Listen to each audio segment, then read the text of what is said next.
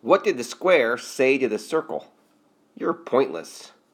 Alright, boys and girls, welcome to video lesson 10-3. Circles, circles, and more circles. Okay, our first theorem in 10-3 says, in the same circle, or congruent circles, two minor arcs are congruent if and only if, and again that means the theorem goes both ways, if and only if their corresponding chords are congruent. Chords.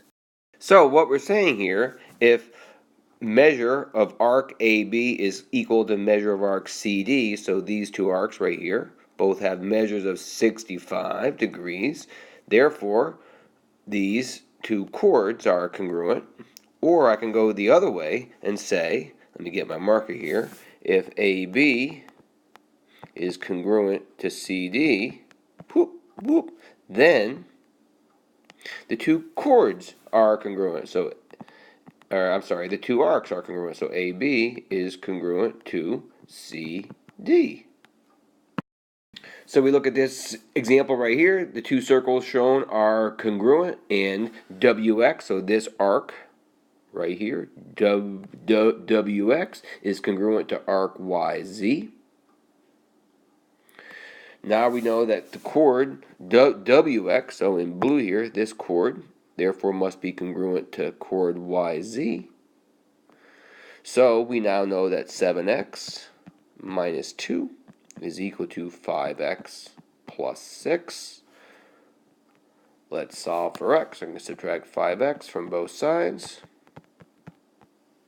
I get 2x minus 2 is equal to 6. Add the 2. Add the 2, plus 2. 2x is equal to 8 divided by 2. X is quattro, which means now WX is going to be 7 times 4, which is 28, minus 2, which is 26. Okay, theorem dos, that's 2 in Spanish, says a radius is perp to a chord if and only if, again, that means the theorem goes both ways, it bisects the chord. So in other words, if we have this picture, so this radius right here is perpendicular to this chord, then we know that the chord is bisected by the radius. Okay, and this theorem now goes the other way. If the chord is bisected by the radius, so we see now that this radius bisects this chord because it's cut into two equal pieces, then we know that the chord is perp to the radius, and we see that right there at the right angle. And we know if we want to measure a distance from a point to a line, a point right here, let's think about this point right here at the center of the circle, the distance from a point to a line is always perp. So we always measure that distance perpendicular to the line. The shortest way I can run to the wall in the back of the room is to run directly to the wall, so running a path that's perpendicular to the wall. I'm not going to run to the corner of the room to get my shortest distance to the wall. So a chord's distance to the center of the circle is always measured by a segment that's perpendicular to the chord. So that brings us to theorem numero tres. Theorem numero tres right here. If two chords of a circle are equidistant, the same distance away, from the center of a circle, then they are congruent. So these two chords right here, AB and CD, are both equidistant from point O, the center of the circle. If they are equidistant to the center of the circle, then these chords must be congruent.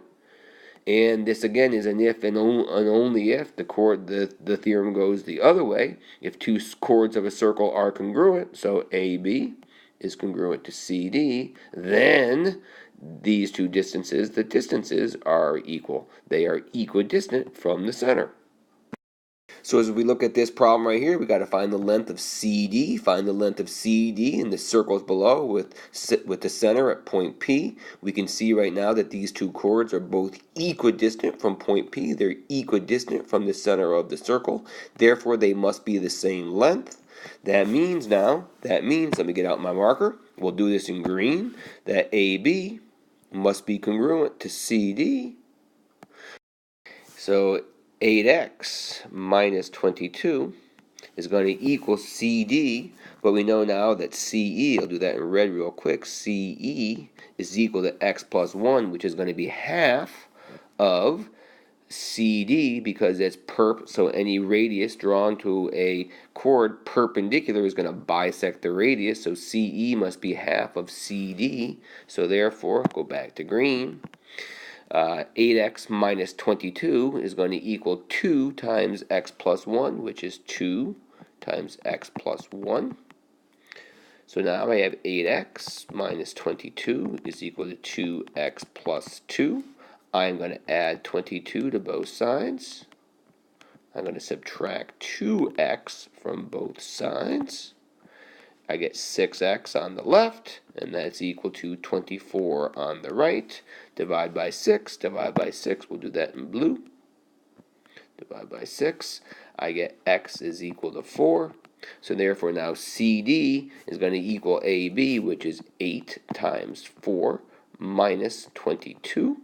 8 times 4 is 32, minus 22 is 10. Okay, in this problem right here, find the length of CD. CD is right here in the circle below with center at P.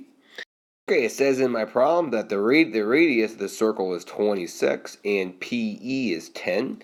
PE is right here. That has a length of 10. Notice that PE is also equal to this length.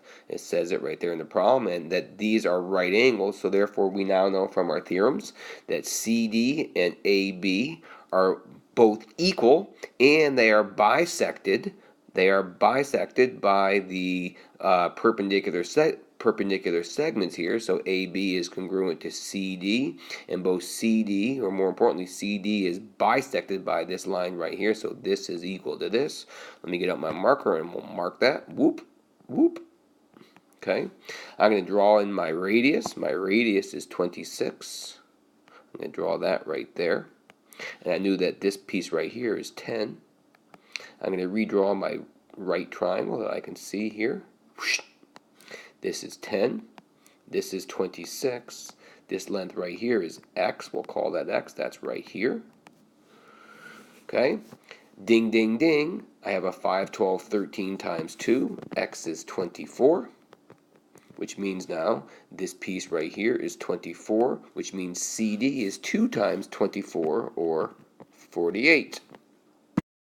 Okay, let's do another problem right here, or it's a similar problem. You're going to do it, but we're going to find the length of a chord if it is 24 inches from the center of a circle with a radius of 26 inches. So we need to find the length of this chord. That's your job. Find the length of this chord.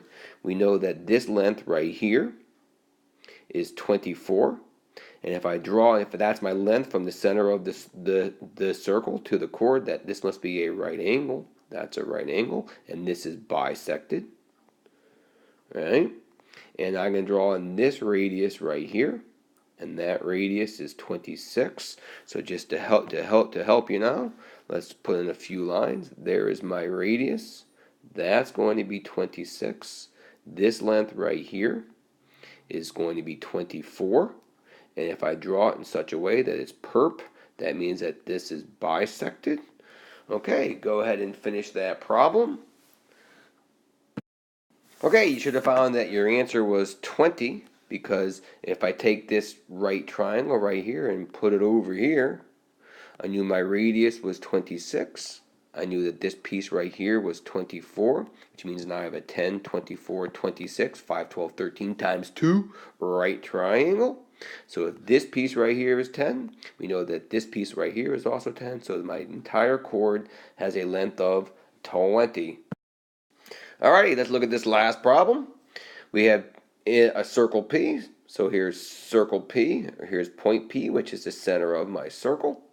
P is also the midpoint of AB, which means these two chords are both equidistant. They're both equidistant from point P, which means these two chords are equal, which means now CR is congruent to ST, which means, get out my marker, 3x squared minus 1 is equal to 11x plus 3. Hey, what kind of equation do we have here? We have a quadratic equation. First 5 people from each class that email me the correct answer to this problem. Don't just find X, find CR. You get a bonus point on our next test or quiz. And that's the end of the show for today, folks. We'll see you soon.